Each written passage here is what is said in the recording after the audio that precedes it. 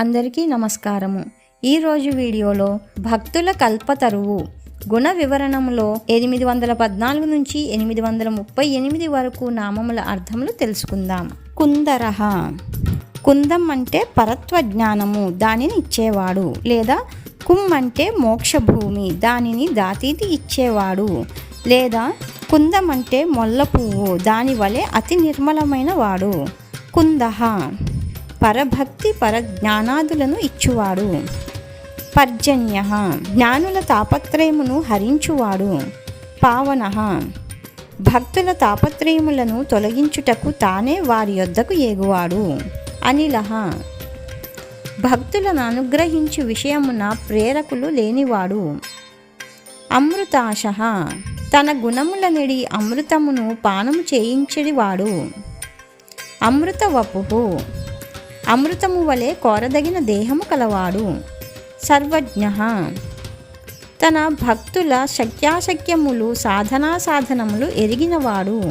సర్వతోముఖ ఏ మార్గమునైనను సాధింపదగినవాడు. సులభ సుఖముగా వెళ్ళలేకయే పొందదగినవాడు. సువ్రత శరణాగత వత్సలత్వం అనే వ్రతము గలవాడు. సిద్ధ అయత్న సాధ్యుడు, ప్రయత్నం లేకనే తత్వవేత్తలకు పొందదగినవాడు. శత్రుజిత్ శత్రుతాపన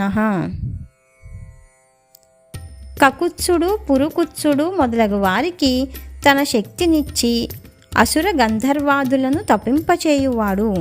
యగ్రోధోదుంబర చేతులెత్తి నమస్కరించిన వారి చేత అడ్డగింపబడగలడు, వారికి ఇవ్వడానికి తగిన పరమపదము కలవాడు. అశ్వత్థ ఇవాళున్నది రేపుండదు అన్నంతటి అనిత్యమైన ఇంద్రాది పదవులకు అంతర్యామిగా నుండి ప్రవర్తింపచేయువాడు. చాణూరాంధ్ర నిషూదన చాణూరుడనే పేరుగల ఆంధ్రమల్లుని చంపినవాడు. సహస్రార్చి సూర్యునకు సహస్ర కిరణములను ఇచ్చినవాడు. సప్తజిహ్వ 7 జ్వాలలతో నుండు అగ్నియందు అనుప్రవేశించినవాడు. సప్తైధాః 7 విధములగు వైదిక ప్రక్రియలచే ఆరాధింపబడువాడు. సప్తవాహన 7 అశ్వములు గల సూర్యుని అనుప్రవేశించి ప్రవర్తింపచేయువాడు. అమూర్తి ప్రాకృతమైన మూర్తి కాక అప్రాకృత దివ్యమంగళ విగ్రహము కలవాడు. అనఘః అకర్మవశ్యుడు కనుక ఒక దోషము కూడా లేనివాడు. అచింత్య ముక్త పురుషులకు సముడుగా కూడా చింతింపజాలనివాడు.